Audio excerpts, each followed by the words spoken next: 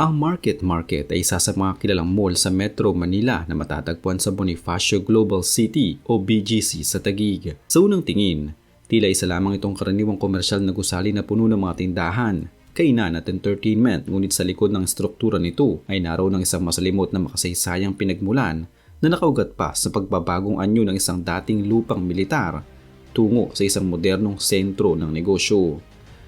Ang pag-unawa sa pinagmulan ng Market Market ay nangangailangan ng masusing pagtalakay sa kasaysayan ng lupaing kinatatayuan nito, ang mga personalidad at kumpanyang sangkot sa pag-unlad nito at ang mga pangyaring naghubog sa kasalukuyang estado nito sa industriya ng retail sa Pilipinas.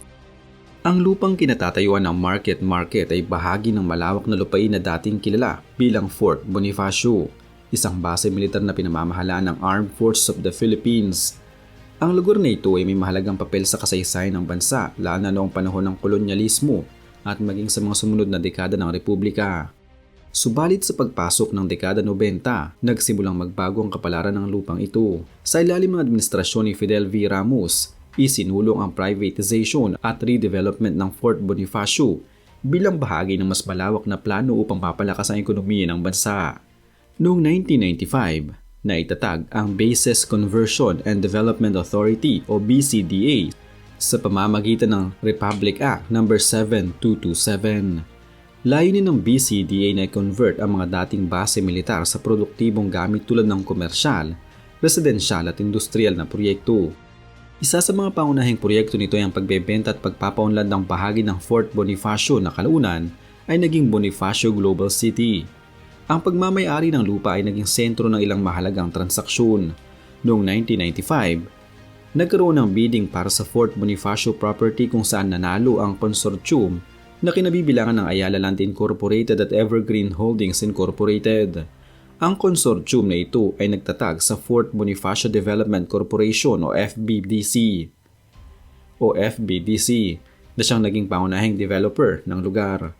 Ang Ayala Land ay kilala sa mga malalaking proyekto sa real estate at ang pakikipagsanib nito sa Evergreen Holdings ay nagbigay daan sa mabilis na pag-unlad ng BGC bilang isang modernong distrito. Bago pa man maitayo ang Market Market, ang partikular na lugar na kinalalagyan nito ay bahagi ng open land na dating base militar, isang malawak na espasyo na walang komersyal na struktura. Hindi ito isang palengke o komersyal na sentro noon, kundi bahagi ng lupang ginamit para sa military operations at training. Sa paglipas ng panahon, nakita ng mga developer ang potensyal ng lugar bilang isang sentro ng retail na maaaring maghatid ng kakaibang karanasan kumpara sa mga tradisyonal na mall. Ang Market Market ay binuksan noong 2004 sa ilalim ng pamamahala ng Ayala Land Incorporated. Sa isang panahong ang Bonifacio Global City nagsisimula pa lamang hubugin bilang isang modernong sentro ng negosyo at pamumuhay. Ang konsepto nito ay malinaw na lumihis sa nakasanayang anyo na enclosed mall na nagaganap sa Metro Manila noong panahong iyon. Sa halip na itoon lamang sa air-conditioned na retail environment, sinadya nitong pagsamahin ng dalawang magkaibang karanasan, ang tradisyonal na palengke at ang organisadong struktura ng isang modernong shopping complex upang makalikha ng espasyong mas malapit sa pang-araw-araw na buhay ng karaniwang Pilipino.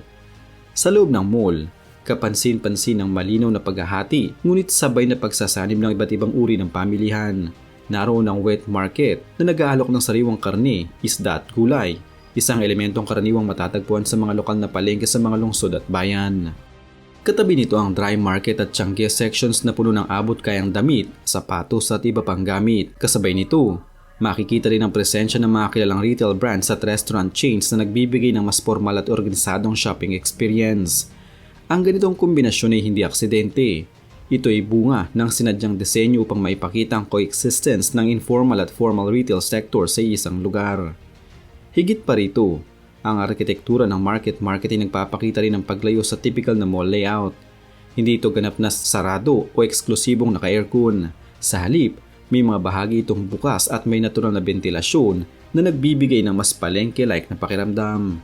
Ang paggamit ng mas malawak na pasilyo at open spaces ay naglalayong bawasan ng pakiramdam ng pagiging strikto o elitista na kadalasang iniugnay sa mga high-end na mall. Sa ganitong paraan, nagiging mas accessible ang espasyo sa iba't ibang uri ng mamimili, mula sa mga empleyado at residente ng BGC hanggang sa mga manggagaling sa kalapit na lungsod na naghahanap ng mas praktikal na bilihin. Dagdag pa rito, Ang pagkakaroon ng transport terminal sa loob ng paligid ng mall ay hindi lamang praktikal na desisyon kundi bahagi rin ng kabuuang konsepto nito bilang isang inclusive na espasyo. Ang terminal ay nag-uugnay sa iba't ibang ruta ng Metro Manila at kalapit na probinsya na nagdadala ng tuloy-tuloy na daloy na tao ng araw-araw. Dahil dito, ang market ay hindi lamang destinasyon kundi isang transit hub na nagiging bahagi ng pang-araw-araw na galaw ng libu-libong commuter. Ang presensyang ito ay lalong nagpapatibay sa imahe nito bilang isang modernong palengke na bukas sa lahat, hindi lamang sa ilang sektor ng lipunan. Isa sa mga dahilan kung bakit agad na sumikat ang market ay ang kakaibang konsepto nito. Sa panahong iyon, karamihan sa mga mall sa Metro Manila ay pawang air-conditioned at nakatuon sa mga middle to upper class na mamimili. Ang market ay nagalok ng alternatibo. Isang lugar kung saan maaaring mamili ang iba't ibang uri ng tao, mula sa paghahanap ng murang bilihin hanggang sa nais kumain sa kilalang restaurant. Nakatulong din ang lokasyon nito malapit sa Bonifacio High Street at iba pang komersyal na establishmento upang mapalakas ang foot traffic. Ang mga madalas puntahan ng tao sa market ay kinabibilangan ng mga wet market, kung saan sariwang mga isda, karne at kulay, ang Tiangge area na puno ng murang damit at accessories, at ang food court na nag-aalok ng iba't ibang lutuing Pilipino. Sa kabila ng tagumpay nito, hindi rin nakaligtas ang market sa mga kontrobersiya. Isa sa mga lumutang ay ang kompetisyon nito sa mga modernong mall sa paligid, partikular ang SM Aura Premier na binuksan noong 2013. Ang SM Aura ay nagalok ng mas upscale na karanasan na umakit sa mas mayayamang mamimili. Dahil dito, napansin ang bahagyang pagbaba ng foot traffic sa market lalo na sa mga tenant na umaasa sa middle to upper class market. May mga ulat din hinggil sa congestion at maintenance issue sa loob ng mall dahil sa dami ng tao, lalo na sa wet market at terminal area. Ang ganitong sitwasyon ay nagdulot ng reklamo mula sa ilang bisita na naghahanap ng mas komportableng karanasan sa pamimili. Dagdag pa rito, ang paglipas ng panahon ay nagdulot ng pangailangan para sa renovation at modernization, bagay na hindi agad naisakatuparan sa ilang bahagi ng mall. Isa pang mahalagang usapin ay ang pagbabago ng retail landscape sa Pilipinas. Sa pag-usbong ng online shopping at e-commerce platforms tulad ng Shopee at Lazada, nabawasan ang pag-asa ng mga tao sa physical malls para sa kanilang pangailangan. Ang market na nakatuon sa tradisyonal na retail experience ay naapektuhan ng pagbabagong ito. Gayunpaman, nananatili itong mahalaga bilang isang lugar para sa sariwang produkto at personal na karanasan na hindi kayang palitan ng online shopping. Sa kasalukuyan, ang market ay mananatiling bahagi ng retail ecosystem ng BGC. Hindi man ito kasing grande ng ibang mall sa paligid. Mayroon itong natatanging identidad na nakaugat sa konsepto ng pagsasama ng tradisyonal at modernong pamimili. Patuloy itong dinarayo ng iba't ibang uri ng tao mula sa mga empleyado ng opisina sa BGC hanggang sa mga residente ng kalapit na lugar na naghahanap ng praktikal at abot-kayang bilihin. Ang kasaysayan ng market ay sumasalamin sa mas malawak na kwento ng urban development sa Pilipinas. Mula sa isang dating base militar, naging isang modernong distrito ang Fort Bonifacio at sa loob nito ay umusbo ang isang mall na may kakaibang karakter. Ang papel ng Ayala Land at ng kanilang mga partners ay mahalaga sa pagbabagong ito, gayon din ang mga patakarang ipinatupad ng pamahalaan sa pamamagitan ng BCDA. Sa paglipas ng panahon, ang market ay dumaan sa iba't ibang yugto ng paglago, hamon at pagbabago. Ang mga isyong kinaharap nito ay bahagi ng natural na siklo ng anumang komersyal at na establishmento sa isang dynamic na merkado. Sa kabila nito, nananatili itong simbolo ng isang eksperimento sa retail na nagtagumpay sa pagbibigay ng alternatibong karanasan sa pamimili. Sa huli, ang market ay hindi lamang isang mall. Isa itong patunay ng kakayahan ng urban planning at pribadong sektor na baguhin ang isang lugar at bigyan ito ng bagong buhay.